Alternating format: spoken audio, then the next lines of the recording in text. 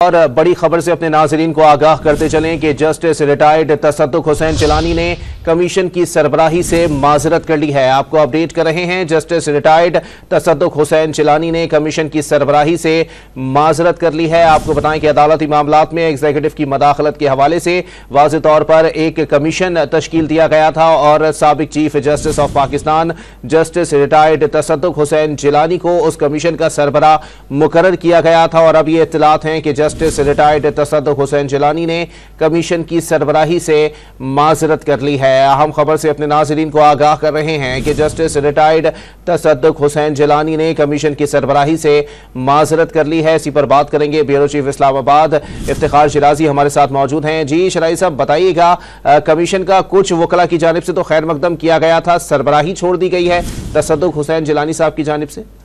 जी बिल्कुल, ये अब तक की जो हम तक ताज़ा-तरीन इत्तलात पहुंची है और वो खत भी हमारे पहुंच चुका है कि जो तसद्दुक हुसैन जिलानी साहब ने ऑनरेबल प्राइम मिनिस्टर मियां मोहम्मद शहबाज शरीफ साहब को लिखा है। इस खत के अंदर उन्होंने पहले तो इब्तिदाई में इस बात का शुक्रिया अदा किया है कि एक सीरियस मैटर था जिसको इंक्वायर करने के लिए कमीशन बनाया गया और उस कमीशन की सरबराही उन्हें सौंपी गई। लेकिन साथ में ही उन्होंने चीफ जस्टिस काजी फैसल साहब का भी शुक्रिया अदा किया, जस्टिस मंसूर अली शाह साहब का भी शुक्रिया अदा किया कि उन्होंने एक सीनियर जज के तौर पे या साबिक चीफ जस्टिस के तौर पे उन पे एतमाद का इज़हार किया। लेकिन जो अगली पैराग्राफ है उसमें उन्होंने बड़े वाज़ेह तौर पे ये कहा है कि हाई कोर्ट के 6 जज साहबान ने बुनियादी तौर पे जो खत लिखा है वो लिखा है चीफ जस्टिस ऑफ पाकिस्तान को, और उन्होंने लिखा है आइन के आर्टिकल 209 के तहत। गोया कि उन्होंने जुडिशल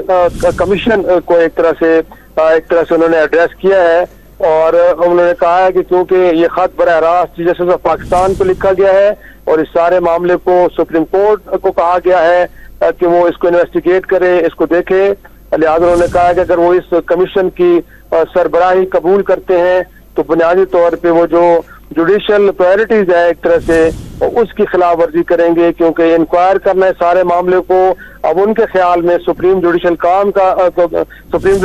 का काम है और ये सुप्रीम जुडिशल काउंसिल इस मामले को देख सकती है क्योंकि ये खत उन्हीं को एक तरह से एड्रेस किया गया था और अगर वो बतौर कमीशन इस मामले को इन्वेस्टिगेट करते हैं तो उनके ख्याल में ये कानूनी तौर पे आईनी तौर पे दुरुस्त नहीं होगा और वो इस तरह की कोई भी नजीर कायम नहीं करना चाहते कि जिसमें वो एक बतौर फॉर्मर चीफ जस्टिस और एक सीनियर जज के तौर पे इस एक नई रिवायत को कायम करें। साथ उन्होंने ये भी कहा है कि उन्होंने जो टर्म्स एंड रेफरेंस जो TORs बनाए गए हैं उनका भी बगौर जायजा लिया है, उनको भी पढ़ा है और उनकी नजर में ये जो मामला इस वक्त इन्वेस्टिगेशन के लिए या इस मामले को जो इन्वेस्टिगेट किया जा रहा है, जो हल तलब है, ये TORs गोया के उसके साथ मेल नहीं खाते, ये सब्जेक्ट टू मैटर नहीं है एक तरह से। और उनके ख्याल में जो शरायत और जो शरायतकार बनाई गई हैं, जो TORs बनाए गए हैं,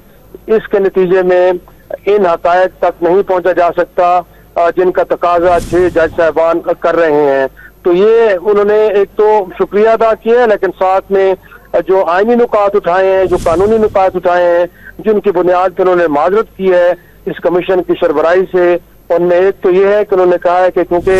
ये खत चीफ जस्टिस ऑफ पाकिस्तान को लिखा गया है और आइन के आर्टिकल 209 के तहत, लिहाजा अब ये सुप्रीम जुडिशल काउंसिल की जिम्मेदारी बनती है कि वो इस्लामाबाद हाई कोर्ट के 6 जज साहबान की जानिब से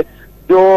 इंतजामिया और मुल्क के खुफिया इदारों पे अदलिया पे दबाव डालने से मुतालिक इल्जामात लगाए हैं उनकी तहकीकात करे, बजाय ये कि एक कोई कमीशन इस मामले को देखे। और उन्होंने कहा है कि अगर वो कमीशन इस मामले को देखता है तो उनके ख्याल में ये आईनी और कानूनी तौर पे गलत होगा, ये आइन और कानून की खिलाफ वर्जी होगी और वो इसका हिस्सा नहीं बनना चाहेंगे। और साथ में मैंने जैसे बताया कि उन्होंने ये भी कहा है कि उन्होंने टर्म्स ऑफ रेफरेंस को भी देखा है, उनको भी पढ़ा है जो इस सारी तहकीकात के लिए बनाए गए हैं, तो उनके ख्याल में